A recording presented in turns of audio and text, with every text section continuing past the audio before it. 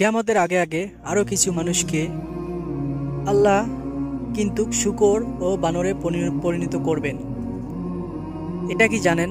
আল্লাহর রাসূল সাল্লাল্লাহু আলাইহি সাল্লাম বলেছেন, কিয়ামতের আগে আগে আমার উম্মতের মধ্যে একদল মানুষ বের হবে যারা মদ্যপানকে হালাল মনে করবে, যারা বাদ্যযন্ত্র, গায়িকা, নায়িকা এগুলো নিয়ে নর্তকী নাচবে রাতের বেলা,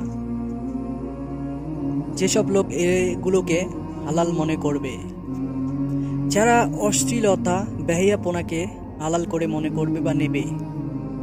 এমন সময় সকালে আল্লাহ তাআলা একদিন সকালে হঠাৎ এমন সময় আল্লাহ তাআলা ঘৃণিত শূকর ও বানরে পরিণত করবেন। আল্লাহ আমাদের এইসব ঘৃণিত কাজ থেকে দূরে রাখুক, আমিন। আমাদের আলোর পথ ইসলামিক চ্যানেলটি সাবস্ক্রাইব করবেন এবং ভিডিওটি একটি লাইক, একটি শেয়ার করবেন। অবশ্যই ভিডিওটি কেমন লাগলো তা কমেন্টে জানাবেন। আল্লাহ হাফেজ।